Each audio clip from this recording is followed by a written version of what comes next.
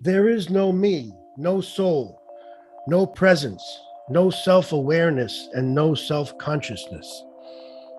I wonder if you could expand on that. That how is it that there's no soul, no presence, no self-awareness? I hear a lot about consciousness, awareness, presence, these things. Mm, yes, I mean, in the end, those are all names for the same thing. In the end, it's all names that the me gives itself. So when there is a sense of me, the me inquires into who am I? What am I really? What can I say? And that's when those words happen. You know, I'm not my story, but I'm some kind of spirit or a spiritual entity. And I think the Christians would call this soul, something that I really am, a deepest core. Or the me can come to the conclusion, well, actually, I'm pure awareness. If I'm totally honest with myself, I could call myself pure awareness or presence or stuff like that. So in the end, those are all names that the me gives itself. And what I would call it a self-experience, something that believes to be conscious about itself. But when I say there is no me, it means that this is illusory completely. It doesn't have any substance. It's like a claiming in there, right? To say, like, I am awareness. Exactly. Yes. Yes. Yeah. There is something that claims its existence. No experience now, and there will never be any experience. Exactly, yes. That's saying the same thing. Because when I say there is no me or stuff like that, I don't mean it in a philosophical or conceptual way. It's exactly this sense of experiencing. It's the same like I am. I'm conscious about me. I'm aware that there is something, and the same with I'm experiencing myself. And I'm experiencing something that's real, a real world, a real existence, whatever. And no, that is the dream. Sorry, it doesn't happen.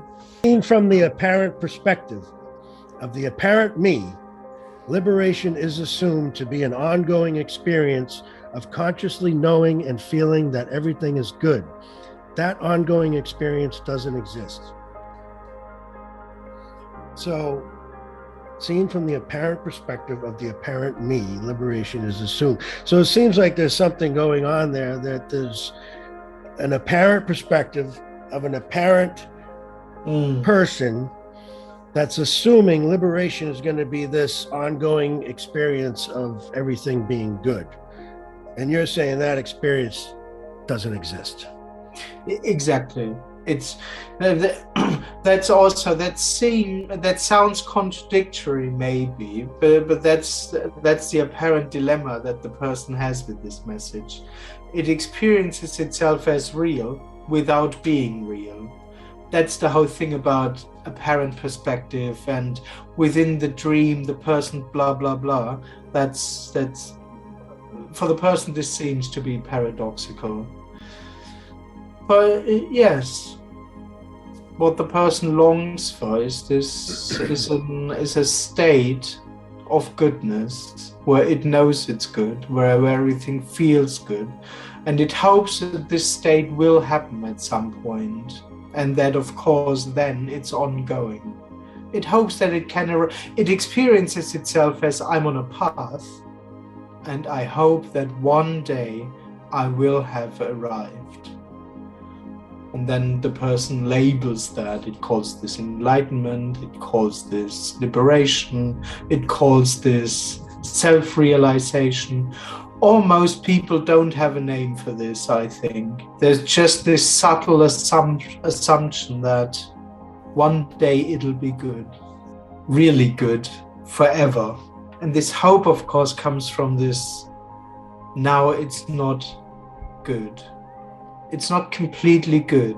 It's not completely whole and complete. That's the present experience. And so the hope is, hopefully one day it will be like that. But for most people, that's totally unconscious. Most people don't have a story really about that. It just feels like that. I'm on a path, I have to live life, I'm working myself through life, and at one point in the future, all my efforts will pay off. All my being on time in work, all my being nice to the neighbor, all my relationship therapies, and one day they will all pay off. So when you say it, you mean like life will be Exactly. just blissful and... My experience of time will be a fulfilled one. You say liberation isn't a waking up from one state into another state. It's the end of the illusion of self-consciousness to be something that exists. Yes, exactly. Yes, I am self-consciousness. I experience myself. I know that I am. There is something and I can feel it and sense it. That's illusory. That is illusory. It feels so real. The person would say, you can't deny this. The person would be there and say, it would fight for it. It would say, you can't deny this. I feel it. I'm here with all my whatever power, or with full, I feel myself to be present. You say all the efforts to become one have to fail simply because there is nothing separate in that sense. Seeking is trying to find an answer for a problem that doesn't even exist.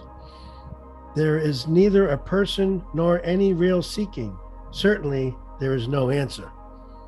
That's why it never works. That's the seeking, and the only question: how can I become a fulfilled me?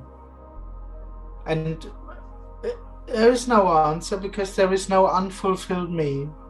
Behind all seeking, or all seeking in the end, is this one question, coming from this one experience. I am now here and something is missing. So I must be an unfulfilled me. And the only conclusion that the person draws from that is, this means I have to become a fulfilled me. How can I do this? And this whole setup is illusory. And it starts with, I'm here and I'm unfulfilled. Shall I go left? Shall I go right? Shall I do meditation, or shall I earn a lot of money? Should I live an adventurous life, or should I live a safe life? Should I have 3 kids or 4 kids? Should I, whatever. It's all seen from the person, it's all the same question. Which is the right path for me to become a fulfilled me? I wonder why that seems to go with it. The being a person, or the assumption of being a person or separate individual, seems to include this lack of fulfillment. They seem to go together for some reason, right? They just seem to go together, yes. In the end, there is no real answer to that, because this whole thing doesn't really exist. Yeah, I know, I'm sorry. Yes, but in the end, there is no, it's not logical. It's just what seems to be happening. Whenever there's the sense of presence, there is some kind of seeking. And the seeking, so if you're seeking for a solution to an imaginary problem, it's really futile, but at the same time, it's just what's apparently happening. So you just can't make a judgment on it, really. Yes. But it's interesting if it's not going to lead anywhere, the seeking. Absolutely, yes. Which also isn't wrong. It's just not what the idea is in the sea. It feels like it's leading somewhere. I mean, the person it just feels as if I have to seek, because it will lead me somewhere, and it just doesn't. Well, along those lines, you say there is no step towards that. There is no step away from that. Yes. Yeah. You can't get closer or further away. Exactly. Yes. Which is basically the person's fear. Am I doing it right or wrong? Can I fuck it up or not? Yeah, of course. That's that is the fear that the person lives in. What if I do this? Will I not become happy? What if I fail on my mission to become a happy me? Yeah. It's just it's all part of a dream. Yeah. You say all experience of completeness that you create is part of the dream. All experience is illusory. What is naturally whole already, no matter what it looks like or feels like. Wow.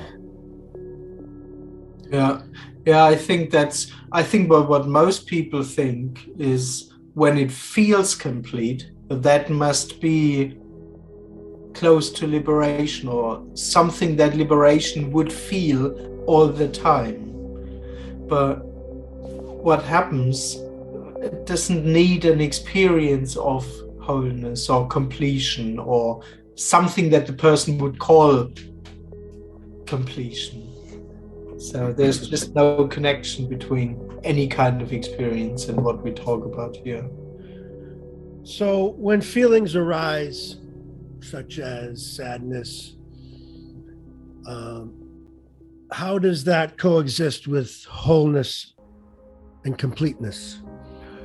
Well, the surprise is that they too just are whole and complete. And that every other impression was just part of the dream of being a person. And the person seems to divide reality and saying, this is it, this is not it. This belongs to completion, this not. And that's just not true. There's absolutely no problem with sadness, or it doesn't take away fulfillment. It is whole and complete. And it can't be expected, that the person can't really expect this, because in the person's reality there will always be something which is unacceptable. There is always something where the person would say, well, this can't be it. Sorry, this can't be wholeness. And it's just not true. It's just not true. Like, on the other hand, a good feeling, a good experience doesn't bring you closer to wholeness. This would be the other side of the coin. The person thinking, oh, I feel gorgeous right now. This means I feel I'm way closer to wholeness. Or it would even say, this must be wholeness. This feels so good. This must be the wholeness that those spiritual teachers talk about or something. No, these are just two sides of the same dream. This is wholeness, but this can't be wholeness. No, it's inexperienced. So what happens is naturally whole, but for no one. No experience of it. Whatever you feel, whatever you do, and whatever you think, it's what's apparently happens. It's what apparently happens. No one is doing it. No one is observing it, and no one is controlling it. There is no one. The sense of being someone automatically is accompanied by a sense of unfulfillment, and mostly by a sense of restlessness. Yes, my impression is that's another way of describing this unfulfillment, is as if the person can't bear its own presence, as if there is a sense of, I can't bear this. When I'm just there, without story, without sense, without a reason, this can't be it. There's just this unpleasantness, as if one's own presence is unbearable and one need to find an answer or escape from it or something. It's the dream, of course, that there is someone present and that this presence is unbearable. There is absolutely no problem here now, so to speak. But for the person, it feels like, this can't be it. It's like a tension field, as if there is some kind of tension. And out of this, all the seeking comes.